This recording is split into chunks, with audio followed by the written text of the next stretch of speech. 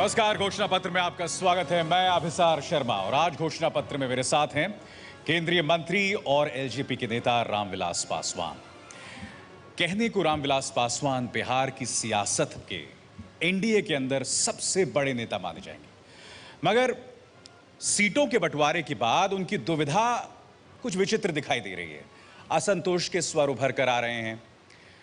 हिंदुस्तानी आवामी मोर्चा के नेता जीतन राम मांझी से भी तकरार की बातें अक्सर सामने उभर कर आ रही हैं और लालू के निशाने पर लगातार वो रहते हैं जो उन्हें अक्सर मौसम विज्ञानी करार देते हैं। बड़ा प्रश्न ये कि अगर मोदी के नेतृत्व में एनडीए बिहार का चुनाव जीत जाता है तब रामविलास पासवान का किरदार क्या होगा। आज पासवान साहब हमारे बीच में हैं, उनसे तमाम सवालात होंगे, मगर उन्हें मंच पर आमंत्रित करने से पहले आइए देखते हैं उनके सियासी जीवन पर यह रिपोर्ट।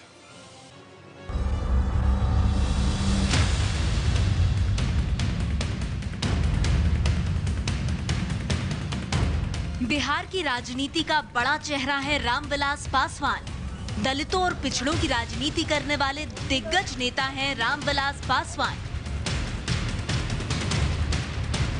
1946 में बिहार के खगड़िया में दलित परिवार में जन्मे पासवान ने एमए के साथ साथ कानून की पढ़ाई भी की हुई है। छात्र जीवन से ही राजनीति में आने वाले पासवान इमरजेंसी के दौर में जेल भी जा चुके हैं। 70 के दशक में जेपी के आंदोलन से पासवान की राजनीति और भी मजबूत होकर निखरी। पासवान राजनारायण, कर्पूरी ठाकुर और सत्येंद्र नारायण सिन्हा जैसे बड़े नेताओं के करीबी रहे।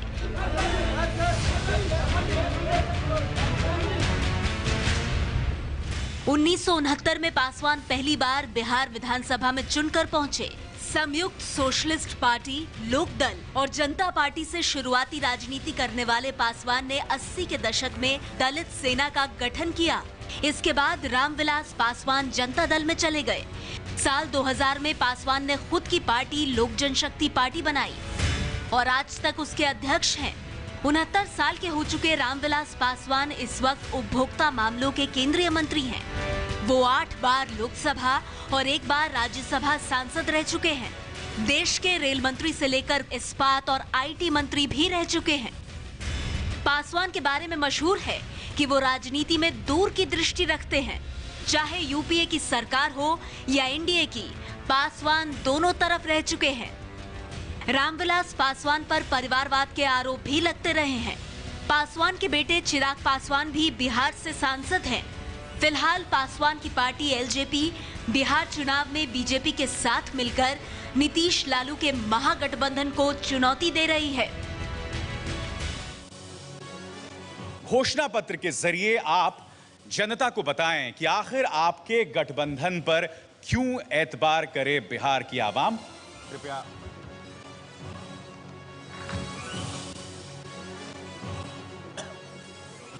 आज़ादी के इतने साल गुजर गए, लेकिन हम लोग कहीं भी किसी भी जिला में जाते हैं, किसी भी गांव में जाते हैं, आप दूसरे किसी भी राज्य में चले जाइए, कर्नाटक है, आंध्र प्रदेश है, तमिलनाडु है, कहीं भी चले जाइए, आपको पूरा का पूरा बदलाव नज़र आएगा। लेकिन हम लोग बिहार में जब जाते हैं कहीं कोई बदलाव नज़र नहीं आता है। वही जो है, बल्कि हालत और बस से बदतर हो गई है। दुर्भाग्य से या सौभाग्य से कहिए कि जब बीपी सिंह जी की सरकार थी तो उस समय में मंडल कमीशन लागू हुआ और संजोग से उस समय में हम वेलफेयर मिनिस्टर थे, कल्याण मंत्री थे, और उस कल्याण मंत्री के समय में हमारे पास में जो डिपार्टमेंट था आज 6 डिपार्टमेंट में है। उसमें अनुसूचित जाति, जनजाति, माइनॉरिटीज, वोमेन, चिल्ड्रेन, ये सारा का सारा जो है एक ही डिपार्टमेंट में था और फिर लेबर भी थे। उसी समय में मंडल कमीशन का मामला आया और हमारे डिपार्टमेंट से संबंधित था। हालांकि हमारे लिए मंडल कमीशन का कोई मतलब नहीं था, चूँकि जिस दलित परिवार से हम आते हैं उसके लिए पहले ही आरक्षण था। लेकिन फिर भी हम लोग सोशलिस्ट मूवमेंट से निकले थे और मंडल कमीशन के लिए लड़ रहे थे। मंडल कमीशन लागू करने की घोषणा हुई, उसके बाद काफ़ी आंदोलन चला और अंत में सुप्रीम कोर्ट ने उस पर मोहर लगा दिया। लेकिन दुर्भाग्य से जिस उद्देश्य को लेकर के हम लोगों ने मंडल कमीशन लागू किया था वो जात के रूप में बदल गया। हम लोग सोशलिस्ट पार्टी से निकले थे, राम मनोहर लोहिया जी हमारे नेता थे, मधुल मिया थे, मामा बालेश्वर दयाल थे, एस.एम. जोशी थे, राजनारायण जी थे, कर्पूरी ठाकुर थे, ये सारे के सारे हम लोगों के नेता थे। और उस समय में भी हम लोग पिछड़ों की लड़ाई लड़ते थे, लेकिन उसमें जात पात का अबू बहुत कम था, चूँकि जितने हमारे लीडर थे ये अधिकांश ऊंची जाति के थे और ये लोग पिछड़ी जाति की लड़ाई लड़ते थे। हम लोग संयुक्त सोशलिस्ट पार्टी में नारा लगाते थे। संयुक्त सोशलिस्ट पार्टी का मतलब था संसोपा, कि संसोपा ने बांधी गांठ, पिछड़ा पावे 100 में 60, राजपाट है किसके हाथ, अंग्रेजी और ऊंची जात, ऊंची जात का क्या पहचान, गिटपिट बोले करे न काम, छोटी जात का क्या पहचान, करे काम और सहे अपमान, अंग्रेज यहाँ से चले गए, अंग्रेजी को भी जाना है, अंग्रेजी में काम न होगा, फिर से देश गुलाम न होगा, राष्ट्रपति का बेटा हो या चपरासी का हो संतान, बिरला या गरीब का बेटा, सबकी शिक्षा एक समान, करखनिया दामों का कीमत आने खर्च से दौड़ा हो, अन्न की दाम की घटती बढ़ती आने शेर के भीतर हो, जो ज़मीन को जोते बोवे वो ज़मीन का मालिक है, महंगाई को जो नहीं रोके वो सरकार निकम्मी है, जो सरकार निकम्मी है वो सरकार बदलनी है, जुल्म करो मत जुल्म सहो मत, जीना है तो मरना सीखो, कदम कदम पर लड़ना सीखो। सारा का सारा नारा हम लोग उस समय में जो है देश की नीति, विदेश की नीति, जाति नीति, सारा चीज़ जो है हम लोगों को क्लास के रूप में पढ़ाया जाता था। लेकिन दुर्भाग्य से क्या हुआ कि जब मंडल कमीशन लागू हो गया तो उसका लोगों ने जात के नाम पर पॉलिटिकल फ़ायदा उठाना शुरू किया और उसका नतीजा हुआ कि उत्तर प्रदेश में तब से लेकर के अभी तक वहाँ क्या कहते हैं जात के नाम पर सरकार चल रही है, बिहार में भी वही जात के नाम पर सरकार चल रही है। और जब जब चुनाव का समय आता है उस समय में जो है जात का मुद्दा ऊपर चला जाता है। और आज से फिर से जब चुनाव का समय आया है फिर वही बैताल डाल के ऊपर में चढ़ गया है कि जो जंगल राज था वो जंगल राज का जो है अब जो है उसका नाम बदल करके मंडल राज 2 कहा जा रहा है और कहा जा रहा है कि बिहार का विकास करना है तो फिर से पिछड़ों को बनाओ। हम पूछना चाहते हैं कि 25 साल लालू राबड़ी की सरकार थी, नीतीश कुमार जी की सरकार बनी, थोड़े दिन तक जो है जीतनराम मांझी की सरकार बनी, इसमें से कोई ऊंची जाति के नहीं थे, तो फिर बिहार का विकास हुआ नहीं क्यों? आज बिहार पर कैपिटा इनकम में सबसे नीचे क्यों है? और हमेशा जो है नारा के ऊपर में जो है दे करके जो है बिहार को हमेशा ठगने का काम जो है किया गया है। इसलिए हमारा जो मेन मुद्दा है वो है हमारा डेवलपमेंट का मुद्दा है। जात पात धर्म मजहब बहुत हो चुका। बहुत बहुत शुक्रिया पासवान साहब, आप बैठें और कृपया इस माइक का इस्तेमाल करें। तो सवालों के सिलसिले को शुरू करते हैं। हमारे साथ रामविलास पासवान हैं और आइए अब रुख करते हैं अपने पहले सवाल का। बड़ा प्रश्न ये कि क्या सीट बंटवारे को लेकर एलजेपी में नाराजगी है? एनडीए में सीट बंटवारे से एलजेपी क्या नाखुश है? जिस तरीके से संख्याओं को सार्वजनिक किया गया वहां से हम लोगों की चिंताएं शुरू हुई। खास तौर पर हमारे कैडर में इस बात को लेकर काफी असंतोष था। मैं पुनः दोहराऊंगा, नाराजगी नहीं थी, बट हाँ क्योंकि हम लोगों को जो कहा गया था उस तरीके से वो डिलीवर नहीं हुआ था, इसलिए हम लोगों में हम लोग थोड़े से शॉक थे। We were taken a bit back. Ramvilas Paswan साहब, मैं आपसे एक सीधा सवाल करना चाहूंगा। जब बीजेपी अध्यक्ष अमित शाह उस प्रेस कॉन्फ्रेंस में कह रहे थे कि आप क्यों हमारे बीच में लड़ाई पैदा करने की कोशिश कर रहे हैं, ऑल इज वेल, तो बड़ा प्रश्न ये कि उसके अगले ही दिन चिराग पासवान ने असंतोष जताया था सीट बंटवारे को लेकर। बड़ा सवाल ये कि क्या बीजेपी अध्यक्ष अमित शाह गुमराह कर रहे थे पत्रकारों को? वो बड़ा सवाल नहीं था, बहुत छोटा सवाल था। इसलिए कि जब परिवार में एक लोग हैं, अपना एक बड़ा परिवार है, तो उस परिवार में स्वाभाविक है कि कहीं दाल को लेकर के, कहीं क्या कहते हैं सब्जी को लेकर के, वो सब चलते रहता है। तो इतनी बड़ी पार्टी जहाँ 4-4 पार्टियाँ मिली हों और उस 4 पार्टी में सीट का बंटवारा होता है तो उसमें थोड़ी बहुत जो है ये सब बातें चलती रहती है। लेकिन आपने चिराग का भी प्रेस कॉन्फ्रेंस देखा, उन्होंने कहा कि हमको क्या कहते हैं कि नाराज़गी नहीं है। हम क्या कहते हैं कि अपना पॉइंट ऑफ व्यू रख रहे थे कि हमको भी इतना सीट मिलना चाहिए, लेकिन हमको इतना सीट मिलना चाहिए इसका मतलब ये नहीं है कि एनडीए के अंदर में कहीं जैसे कोई दरार है या फूट हो गया था। तो बहुत सारे मंजर और पड़ाव हम लोगों ने देखे हैं आपके साथ। हमने उन रामविलास पासवान को भी देखा है जो जनता दल में टिकटें बांटते थे और जितने लोगों को चाहते थे उतने लोगों को एडजस्ट करते थे, टिकटें दिलाते थे उनके लोग। और रामविलास पासवान तब बिहार के नेता नहीं थे, देश के नेता थे। उनकी डिमांड उत्तर प्रदेश, महाराष्ट्र, आंध्र प्रदेश हर जगह होती थी। आज रामविलास पासवान एनडीए में जाके सिर्फ बिहार के नेता हो गए हैं।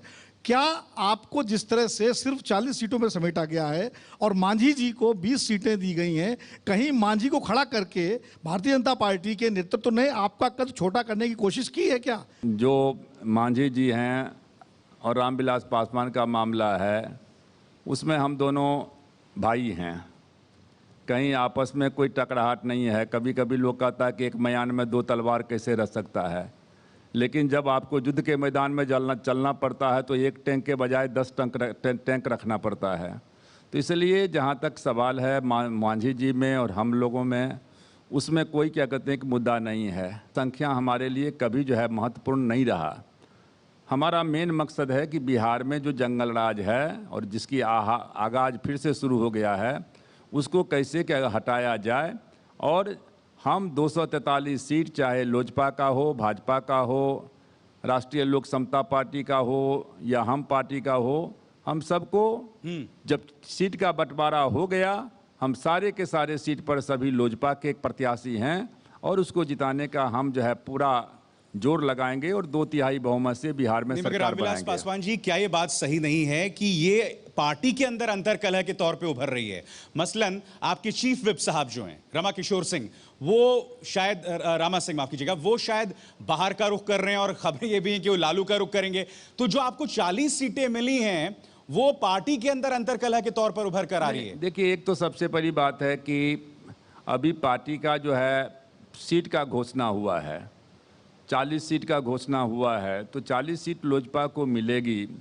तो 40 सीट मिलेगी तो 40 जिला हैं, तो एक जिला में एक सीट क्या कहते हैं कि होगा। लेकिन कहीं कहीं मानते हैं कि हमारे 7 सांसद लड़े, 6 जीते, उसमें हो सकता है कि मान लेते हैं कि वहाँ ज़्यादा क्या कहते हैं कि सीट क्या कहते हैं कि लेना पड़ जाए। तो कहीं ना कहीं क्या कहते हैं कि हमको सेक्रीफाइस करने की आवश्यकता पड़ती है। और वो जब पार्टी को सेक्रीफाइस करने की आवश्यकता पड़ती है तो वो मामला क्या कहते हैं कि पार्टी का अंदरूनी मामला है और हम उस पर जो है पार्टी का जो अपना रुख है हमने साफ कर दिया है कि एनडीए के हम पार्ट हैं और एनडीए को हम मजबूत करेंगे। जब से आप मोदी जी के साथ आए पार्लियामेंट्री इलेक्शन के पहले, तब से आप उनके सबसे ट्रस्टेड एलाई हो गए। सरकार में भी ट्रस्टेड हैं, बिहार भी जाते हैं तो वो आपके साथ बैठते हैं। अमित शाह से भी आपके बड़े अच्छे संबंध हैं। ऐसा क्या हो गया जो चिराग पासवान ने खुलासा किया कि हमें बताया कुछ और गया था और हुआ कुछ और? उससे जो सवाल निकलता है, देखिए, सबसे बड़ी बात है कि आपके जो सबसे बड़े करीबी होते हैं उनके ऊपर में आपको सबसे ज़्यादा अधिकार होता है और कभी कभी सबसे ज़्यादा उसी को सेक्रीफाइस भी करना पड़ता है। लेकिन चिराग चूँकि पार्लियामेंट्री बोर्ड के चेयरमैन हैं, पार्टी को देख रहे हैं पार्लियामेंट्री बोर्ड, उनको आभास था कि लोगों के बीच में जो है ये नहीं मैसेज जाए कि शायद पार्टी का नेतृत्व चिंतित नहीं है या पार्टी का नेतृत्व इस पर जो है सीरियस नहीं है, इसलिए उन्होंने एक अपनी बात को रख दिया। लेकिन उसके साथ ही उन्होंने कहा कि हमने इस बात को सिर्फ इसलिए रखा है कि हम चाहते हैं कि हमारा जो कार्यकर्ता है वो कार्यकर्ता में कोई गलतफहमी नहीं हो। जनसंघ, बीजेपी संघ, किसी में जो भी दलित नेता पहले आया, चाहे वो संगप्रिय गौतम हो, बीपी मौर्य हो, उन सब की हालत क्या हुई हम सब ने देखा है। आप पहले दलित नेता हैं जिनके साथ सचमुच दलित वोट आया। तो क्या ये आपका जादू है या इस बीच संघ बीजेपी में बदलाव हुआ है? और जो ट्रीटमेंट अभी मुझे लग रहा है एलजेपी को मिल रहा है पिछले चुनाव की तुलना में इस बार, उसमें मुझे लग रहा है कि आपको वो रिवार्ड नहीं मिल रहा है। जो जितना बड़ा काम आपने उनका कर दिया उस हिसाब से आपको रिवार्ड नहीं मिल रहा। सबसे बड़ी बात है कि जब मंडल कमीशन लागू हुआ था, उस मंडल कमीशन के लागू करने में जैसा कि मैंने कहा कि हमारा रोल था और पूरे देश में सब जगह से डिमांड भी हो रहा था। हालांकि हमारे मन में कहीं ना कहीं कचोट था कि रामविलास पासवान कहीं भी चले जाइए, अब हमारे सब प्रेस के मीडिया के सब साथी हैं, परिवार के समान हैं।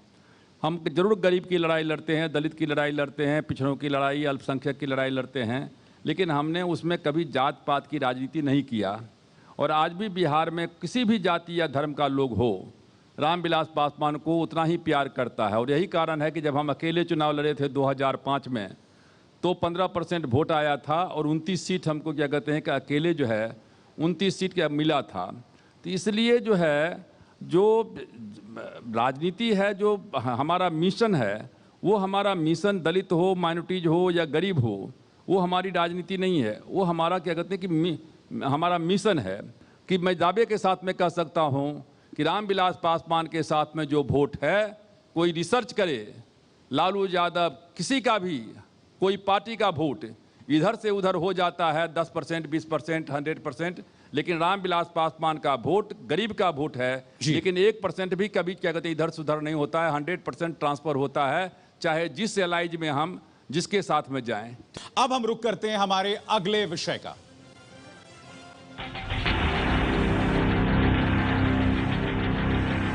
क्या आप मौका परस्ती की राजनीति करते हैं? इतना बड़ा रामविलास जैसा, जिस रामविलास को सड़क से उठा के मैं मारा था, मैं कर मारा चल रहा हूं दिल्ली में, हम टूटने वाला।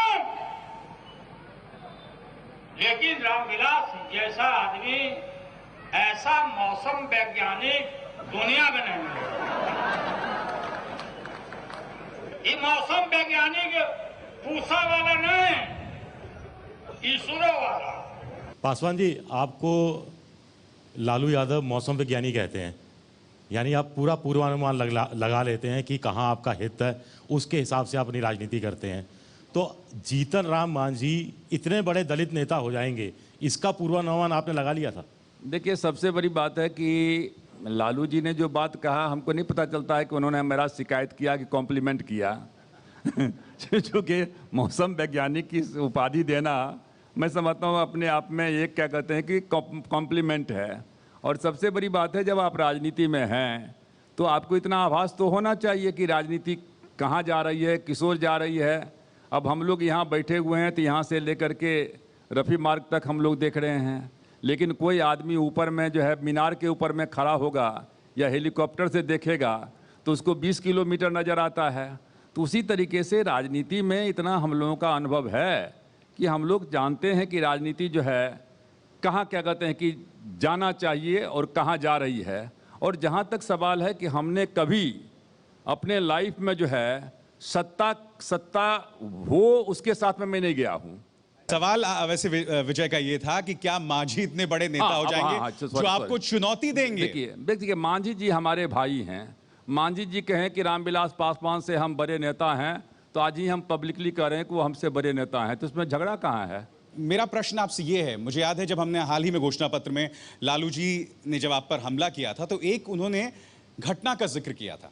उन्होंने कहा था कि जब हम पाकिस्तान के पूर्व सैनिक शासक जनरल परवेज मुशर्रफ से मिले थे, तब उन्होंने आपको उद्धृत करते हुए कहा था कि रामविलास पासवान साहब ने उनको कहा, परवेज मुशर्रफ को कहा कि मैं वो शख्स हूं जिसने 2002 में गुजरात दंगों के बाद वाजपेयी सरकार से इस्तीफा दिया था। आज मैं आप ही से जानना चाहता हूं पासवान साहब, ये हकीकत है या कथा साहित्य? देखिए, वो झूठ बोलते हैं। हमने नहीं कहा था, उन्होंने परिचय दिया था। आजकल तो दुनिया बहुत छोटी हो गई है और सरकार में रहते हुए और मंत्री के पद से इस्तीफा देना, वो भी गोधरा कांड को लेकर के कोई मामूली घटना नहीं थी।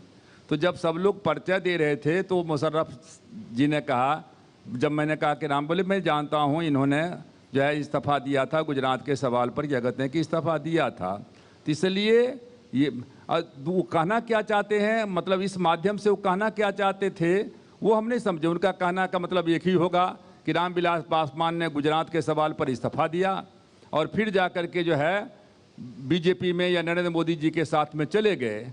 मैं आज भी कहना चाहता हूं और मैंने पहले भी कहा था कि यदि आपको विकास के रास्ते पर चुनना पड़े, अपमान का ज़िंदगी जी करके सम्मान की ज़िंदगी जीना पड़े, तो अपमान के साथ में कहीं नहीं रहना चाहिए। और लालू यादव के साथ में कोई स्वाभिमानी आदमी रह नहीं सकता है।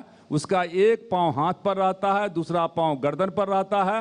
हाँ, पाँव पकड़ने में भी देरी नहीं लगती है और गर्दन ममोड़ने में भी देरी नहीं लगती है। पासवान जी, मुझे ऐसा लग रहा है कि ये जो आभास आपको बहुत समय बाद हुआ, अब जैसे बताया जाता है 2010 में आप राज्यसभा तो लालू यादव के नतीजे उन्हीं के चलते पहुंचे थे। इसके अलावा आप खुद ऑन रिकॉर्ड हैं आप ये कहते हुए कि चारा घोटाला में लालू प्रसाद यादव के साथ ज्यादती हुई है, या आपने खुद कहा। यही नहीं, ये भी बताया जाता है कि आप रांची जेल गए थे और आप संभवतः, जैसे कि लालू के करीब बताते हैं, आपने आंसू भी बहाए थे कि आपके साथ ज्यादती हुई है। तो मुझे यहां पर साफ तौर पर अवसरवादिता दिखाई देती है आपकी। नहीं, उसमें पहली बात तो यह है कि 2010 का राज्यसभा का मामला जो आपने कहा, 2000 लालू जी क्या बोलते हैं, लालू जी तो ये भी बोले थे कि रामविलास पासवान हार गए थे तो हमने जो है सोनिया गांधी से कह करके इनको जो है से 1 साल मकान रखवाया था, जबकि सोनिया गांधी से इनका 36 का रिश्ता था।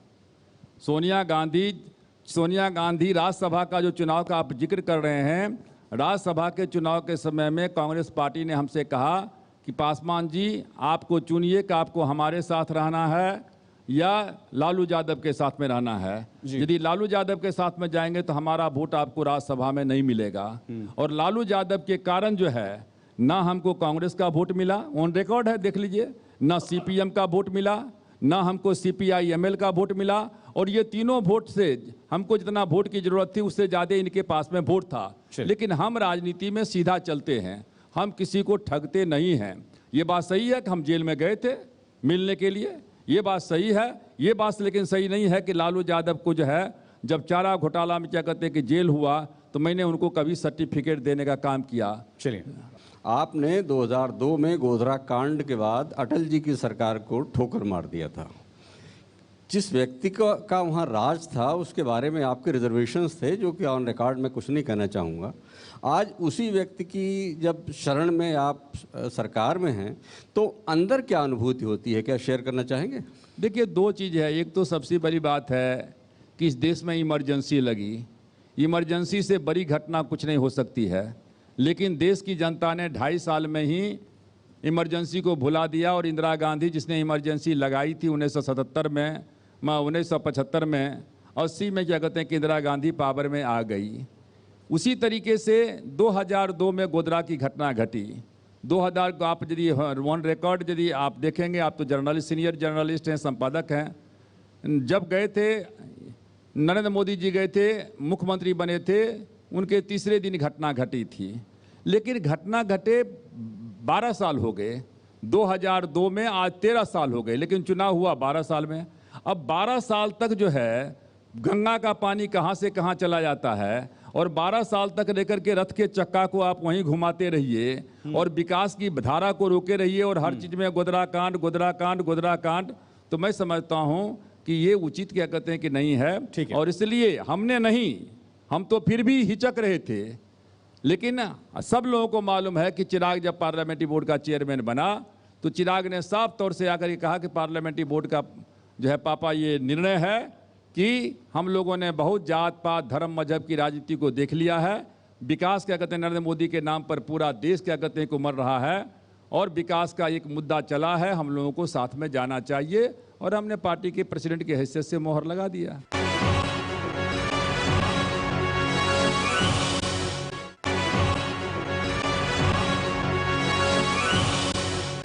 मेरा एक सवाल आपसे ये है कि राजनीति का एक नैतिक पक्ष होता है।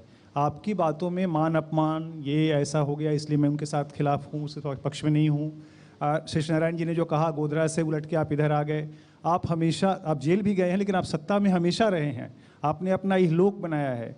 और जब आप उभरे थे तो पूरे देश के दलितों के नेता थे, सब बड़ी संभावना से देख रहे थे, लेकिन आप इसी के कारण, इसी प्रवृत्ति के कारण, सत्ता भोग और मौका परस्ती के कारण, कि अगर क्षमा करिए अगर कटु हो रहा हूँ तो, आप फिर धीरे धीरे सिमट के मात्र 6% दलितों में एक ग्रुप के नेता होकर रह गए हैं। उसी के आधार पे आप निगोशिएशन करते हैं, उसी के आधार पे आप बार्गेन करते हैं, और हमेशा अपने लिए। तो मेरा सवाल है कि आपकी राजनीति का नैतिक पक्ष क्या है और वैचारिक पक्ष क्या है? देखिए, आप यदि देखेंगे तो एक सबसे बड़ी बात है कि पार्टी चलाना कोई बच्चों का खेल नहीं है, और रामविलास पासवान के पास में सिर्फ बिहार में ही एमएलए नहीं हैं। आप मणिपुर में जाइए तो करमश्याम चंद हमारे एमएलए हैं और लोक जनशक्ति पार्टी से जीत करके आए हैं। ये हमारा जो है रणवीर सिंह गुड्डा जो यूनिवर्सिटी का प्रेसिडेंट था राजस्थान में, वो लोक जनशक्ति पार्टी का क्या कहते हैं कि एमएलए बन करके आया। मध्य प्रदेश में बघेल थे, वो हमारे जीत करके के आए। तो इसलिए जो है ये, और रामविलास पासवान, मैंने कहा कि हम राजनीति करते हैं तो सिर्फ दलित की ही राजनीति नहीं करते हैं। ये आप लोगों का एक धारणा बन गया है कि दलित में कोई बड़ा से बड़ा नेता हो जाए तो दलित का ही नेता बनता है, और दूसरे जाति में कोई भी नहीं बनेगा तो राष्ट्र का नेता बन जाता है। ये हम आज तक इस हम धारणा को नहीं समझ पाए हैं। रामविलास पासवान में किस चीज़ की कमी है? आपने जो अभी कहा उससे तो ये लगता है कि आपने इतना अच्छा काम किया तो आप एक राष्ट्र पे बड़े नेता थे, और बार बार लोग ये कह रहे थे कि जब आप चुनाव में आए और अब चुनाव जीते तो एक राष्ट्र, पूरा राष्ट्र दलित नेता के नहीं, एक अच्छे नेता के बारे में सोच रहा था कि एक युवक आया है। लेकिन बाद में आपकी जो, जिसको आप सूझबूझ कहते या जिसको कहते कि मैं मौसम वैज्ञानिक हूँ, वो एक सत्ता परस्ती है। जहाँ सत्ता है वहाँ आप पहुँच जाते हैं, फिर वहाँ नैतिकता नहीं रहती, विचार नहीं रहते, और जब आप वहाँ से निकल जाते हो तो उनको कोसते हो। जब आप मोदी को कोसना होता है जब आप इस्तीफा देते हो। अब जब देखते हो कि मोदी के साथ सत्ता में है तो ठीक है, जिस परिवारवाद को आप कोसते कोसते नेता बन गए, आज आप उसी को जस्टिफाई कर रहे हैं। तो ये जो बात में बार बार फ्लक्चुएशन जो होता है, ये सिर्फ इसलिए दिखता है कि नैतिकता नहीं है, विचार नहीं है, सिर्फ एक भूख है और एक टारगेट है, सत्ता भूख। सत्ता भूख। देखिए, मैंने पहले ही कहा कि रामविलास पासवान सत्ता के साथ में नहीं गया है। रामविलास पासवान जहां जाता है वहां सत्ता आती है। इस बात को आप नोट करें। एक मिनट मैं 1 मिनट, आपने प्रश्न कर दिया ना। जहां जहां हम गए हैं, हम सत्ता में कोई था, एनडीए पावर में आई तब नहीं गए, यूपीए पावर में आई तब नहीं गए। हम यूपीए में गए तब यूपीए पावर में आए, एनडीए में गए तब एनडीए पावर में आई, नेशनल फ्रंट में गए तब नेशनल फ्रंट पावर में आई। अब हम रुक करते हैं अपने अगले बड़े सवाल का।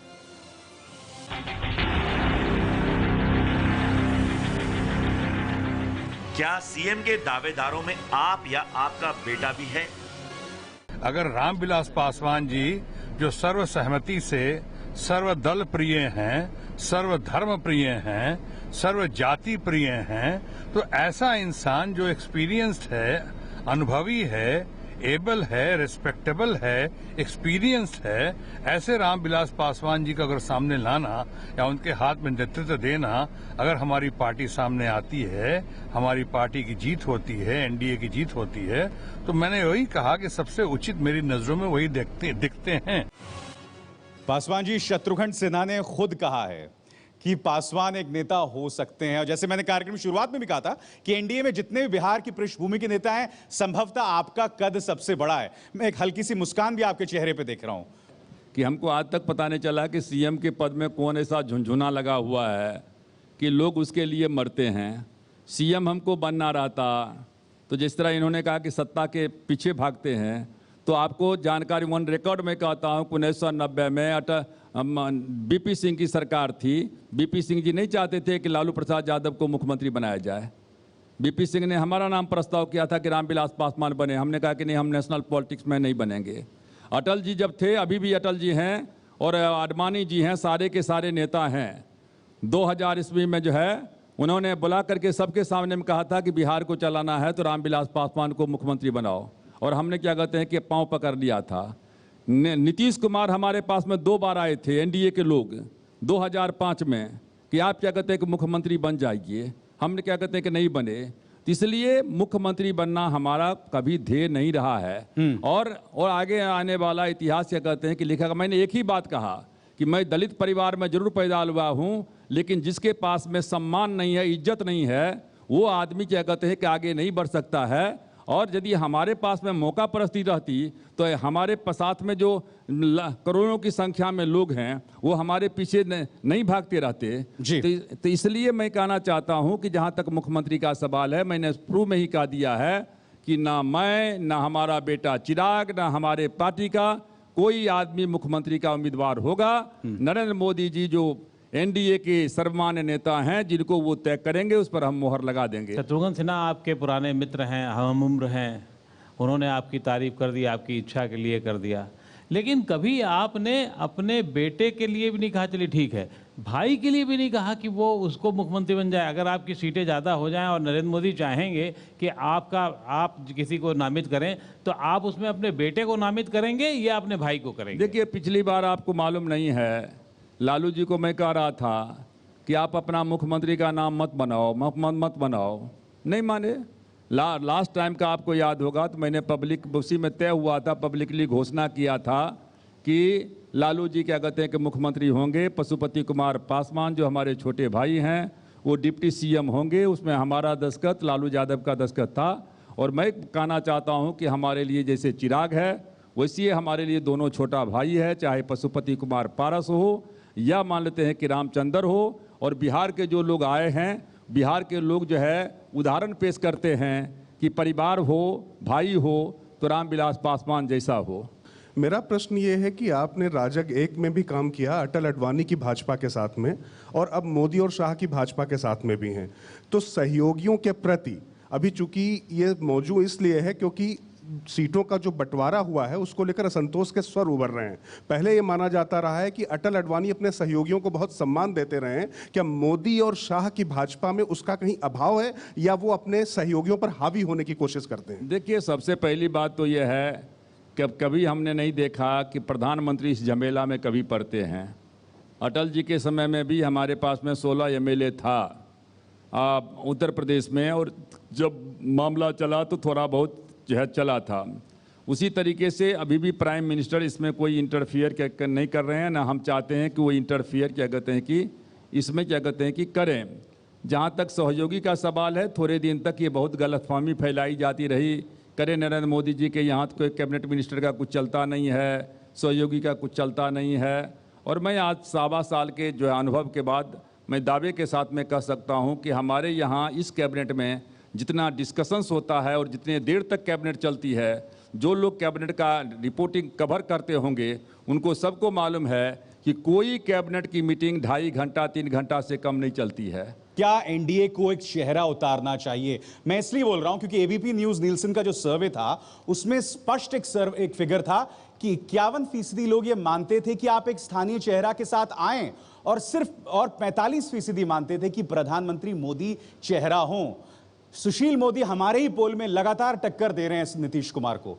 तो चलिए सुशील न मोदी से, मगर क्या कोई चेहरा लेके उतरना चाहिए आपको? देखिए, सबसे बड़ी बात है कि हमने चेहरा उतार के दिल्ली में देख लिया हमने। नहीं, वो तो आपने बाहर से पैराट्रूप कराया था। देखिए, जहां जहां चुनाव लड़ा गया, चाहे महाराष्ट्र में हो, चाहे हरियाणा में हो, चाहे आपका झारखंड में हो, इवन जम्मू कश्मीर में हो, वहाँ कोई चेहरा उतारा नहीं गया। और चारों जगह पार्टी जो है सब एनडीए पावर में है।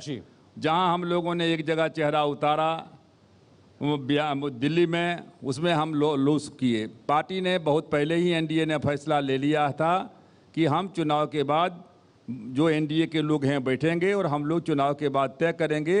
और मैं समझता हूं कि ये निर्णय सही था।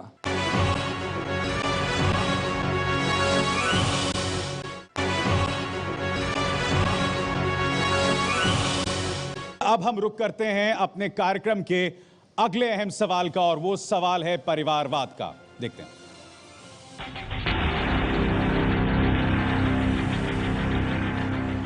एनडीए में परिवारवाद का झंडा आपने बुलंद किया है। आज आपके परिवार के कम से कम सारे पुरुष पॉलिटिशियन हो गए हैं। तो बिहार में ये प्रश्न उठता है कि रामविलास पासवान समाजवाद से निकलते हुए उसी वंशवाद को आगे बढ़ा रहे हैं जिस वंशवाद का उसमें विरोध किया जाता था। तो लालू प्रसाद यादव और आप में क्या अंतर रह जाएगा? कि हम बने 1969 में एमएलए, 77 में मेरे छोटे भाई पशुपति कुमार पारस एमएलए बने, तब से अभी तक एमएलए हैं। इस बार क्या कहते हैं कि हार गए। या रामचंद्र पासवान हैं, वो भी मानते हैं कि एमपी बने, तीसरा बार क्या कहते हैं कि उनका एमपी क्या कहते हैं कि है। चिराग पासवान, आप जानते हैं कि चिराग पासवान को रामविलास पासवान के नाम का मोहताज नहीं है। चिराग पासवान फिल्म में थे और सब जगह रिजर्वेशन है, फिल्म में तो कोई रिजर्वेशन नहीं है। और वहाँ जाकर के अपना कैरियर को शुरू करना और फिर उसके बाद पॉलिटिक्स में आना, तो कहीं से भी चाहे कि हम पार्टी में टिकट देते अपने पार्टी से या कोई भी देता, वो उसका पर्सनालिटी है जी जाता। तो इसलिए मैंने कहा कि आप किसी नेता के नाम पर एक बार क्या कहते हैं कि आपको एंट्री मिल सकता है, लेकिन आपको वहाँ एस्टेब्लिश करना है। तो वो एस्टेब्लिश आपको अपने जो है जो प्रतिभा है उसी के बल पर आप रह सकते हैं। और जहाँ तक दूसरा सवाल है, 1 मिनट में, परिवारवाद का मामला है, तो परिवारवाद का मामला है तो सिर्फ रामविलास पासवान ही क्यों, कौन अपवाद है इसमें? लालू प्रसाद यादव हों या मुलायम सिंह यादव हों या करुणानिधि जी हों या जितने भी क्या कहते हैं कि हर आदमी देखिए हर आदमी की ख्वाहिश रहती है, यदि आप बाप हैं तो कोई बाप नहीं चाहे, हर बाप चाहता है कि हमारा कोई कंपटीटर नहीं हो, लेकिन हर बाप चाहता है कि हमसे हमारा बेटा बेटी आगे निकल जाए। आपके परिवार के अलावा क्या कोई और पासवान है जिसे आपने सांसद बनाया? नहीं, देखिए सबसे पहले एक बात समझ लीजिए, एक सांसद बनाना हमारे हाथ में नहीं है, सांसद बनाती है जनता, टिकट देते हैं हमने टिकट दिया था। आप बड़े अभी पूरे गर्व के साथ बता रहे थे कि बिहार का इतना फीसदी वोटर हमेशा आपके साथ मूव करता है, आप जहां भी जाएं। क्या बात है कि उतने प्रतिशत का कोई प्रतिनिधित्व आपकी पार्टी में आपके परिवार के अलावा नज़र नहीं आता? आपने चिराग पासवान की बात की, चिराग पासवान अचानक आते हैं और पार्टी में मुख्य नेता के तौर पे उभर जाते हैं। कोई हाजीपुर का, जमुई का या कहीं और का पासवान क्यों नहीं आप आगे करते हैं? कि हमारे पास में 29 MLA जीत करके आए थे, हर पार्टी के हर जात के लोग आए थे। अभी भी आप देखेंगे साथ हमारे पास में लोकसभा में हमको 7 सीट मिला, 7 सीट में हमने दलित को भी दिया, 7 सीट में हमने पिछड़ी जाति को भी दिया, ऊंची जाति को भी दिया, अति पिछड़ी जाति को भी दिया। और बहुत हमको लोग कह रहे थे कि भाई मुसलमान जो है क्या कहते हैं, मुसलमान जो है भाजपा के लोग मुसलमान के खिलाफ में हैं, आप मुसलमान को टिकट मत दीजिए। हमने कहा हमको पूरा का पूरा विश्वास है, हमने महबूब अली कैसर को 7 में से 1 मुसलमान को दिया और वो भी महबूब अली कैसर जो है 1.25 लाख वोट से जीता लोजपा के टिकट पर। और पूरे के पूरे एनडीए में एकमात्र क्या कहते हैं कि हमारा माइनॉरिटी का क्या कहते हैं कि एमपी है महबूब अली कैसर। तो इसलिए हमने कोई जाति धर्म को हम नहीं देखते हैं, जब हम देते हैं तो हम ईमानदारी पूर्वक देते हैं कि कौन हमारा पार्टी का जो है वफादार कार्यकर्ता है। और आइए अब रुक करते हैं हम अपने कार्यक्रम के इस आखिरी पड़ाव का, और वो है बिहार की पैकेज पॉलिटिक्स।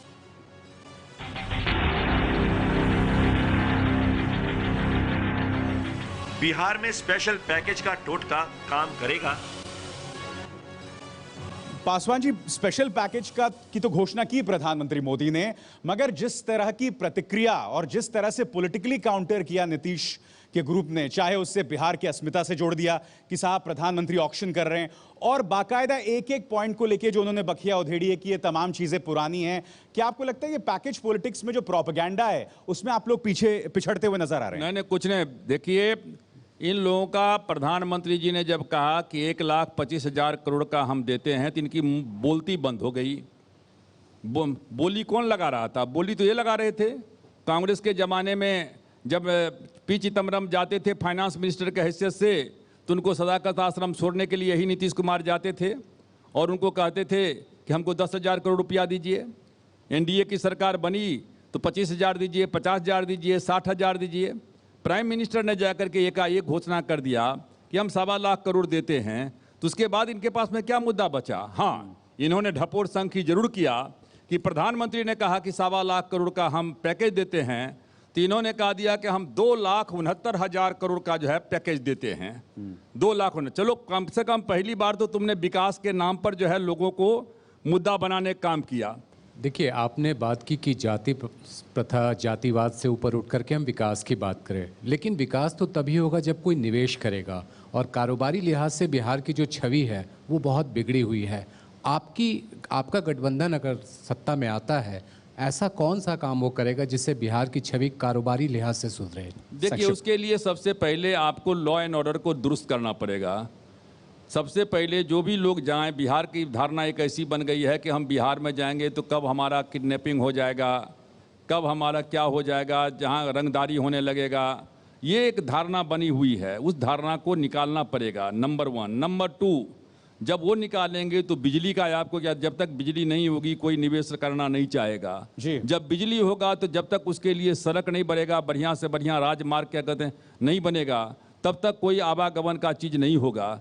तो कम से कम ये चीज़, सिंचाई तो चलो मान लेते हैं सिंचाई कृषि का है, लेकिन ये 3 चीज़ तो आवश्यक है। लॉ एंड ऑर्डर को सुधारना, बिजली की व्यवस्था करना और सड़क की व्यवस्था, बढ़िया राजमार्ग की व्यवस्था करना, और मैं समझता हूं कि हमारी सरकार की ये टॉप प्रायोरिटी रहेगी। बहुत बहुत शुक्रिया रामविलास पासवान साहब घोषणा पत्र में शामिल होने के लिए। तो इसी तरह से बिहार की सियासत पर हमारी निगाह लगातार बनी रहेगी। घोषणा पत्र में खास मेहमानों का सिलसिला जारी रहेगा। नमस्कार।